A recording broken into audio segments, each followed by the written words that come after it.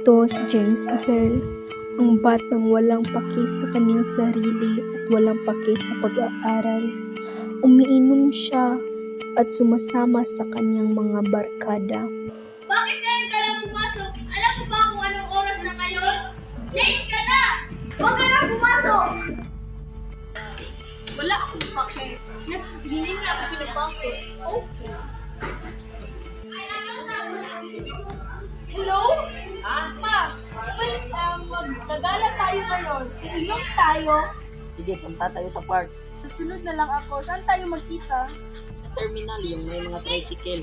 Hindi siya pinaspasok ng kanyang guro dahil siya ay late. Pasya siya na tawagin ang kanyang mga barkada upang pumunta, maggala at mag-inom.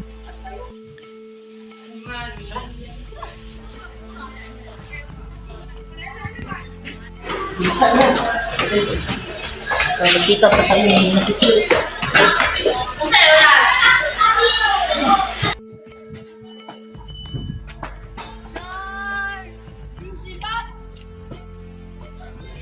Tumakas ang kanyang mga barkada sa klase upang makipagkita sa kanya at mag-inuman. Ikaw! Nandito na ako sa terminal. Dito na rin ako sa may terminal. Meron akong kasama ang barkada. Ipakilala kita rito.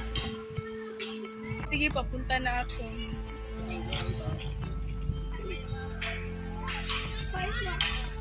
Ganda, sobrang gwapo niya. Nice to meet you. Sana tayo sa park. Ang barkada pala niya ay merong kaibigan din na gustong makilala siya at siya ay si Angelo Gitalia. Naghanap siya ng isang babae na mabibiktima niya at doon na nagsimula ang kababalaghang hindi ng asahan.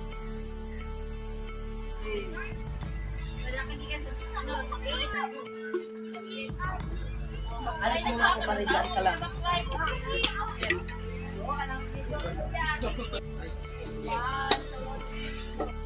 Nag-inuman sila kasama ang kaibigan nila at nalasing na ang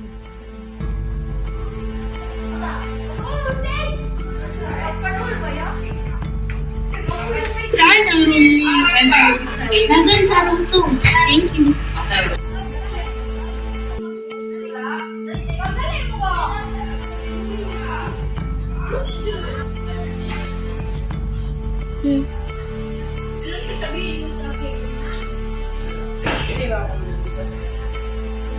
Nahinto si Angelo Gitalia upang mapa-oo ito Nak, bibili mo na ako. Sige, babay mo.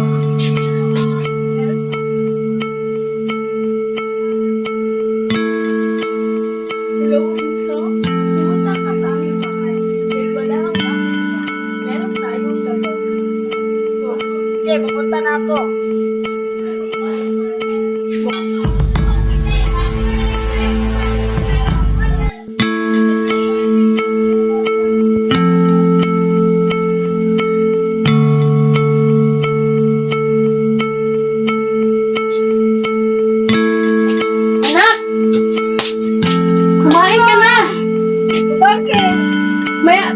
May pasok ka pa ngayon. Bilis, bangon na.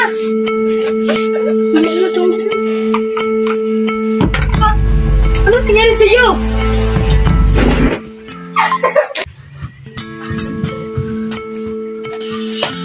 Ano nangyari sa iyo?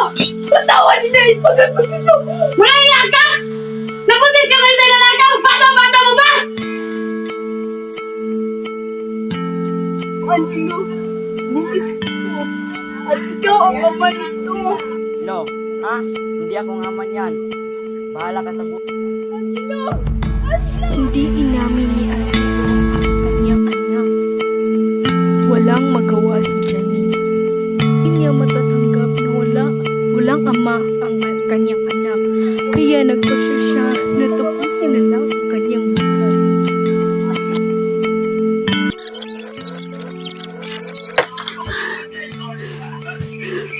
Panaginip lang pala. Panaginip ng pala lahat. Kaya simula noon, binago na ni Janice ang kanyang buhay. Nagsisimba na siya at nananalangin sa Diyos at sumisikap na siya sa kanyang pag-aaral at hindi na siya late at hindi na siya sumasama sa kanyang mga barkada at tinigil na rin ang kanyang mga bisyo. Matanggalin mo, Janice.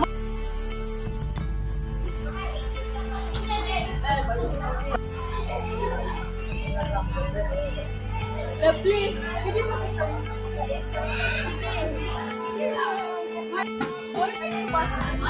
Oo, bakit? Meron ako sasabihin sa'yo. Naranasan ko na yan.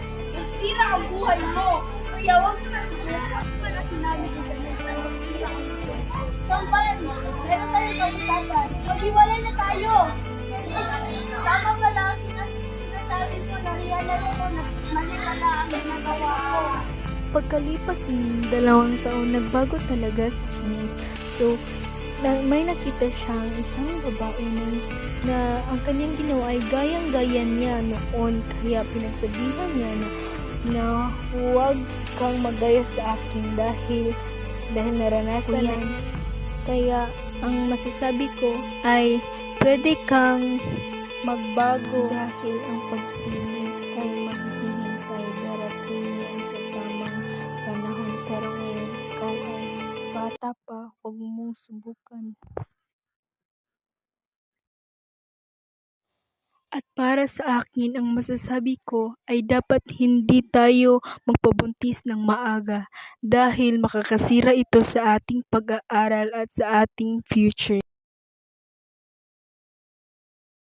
At meron ding mga negatibong paraan kung hindi mo ito matatanggap.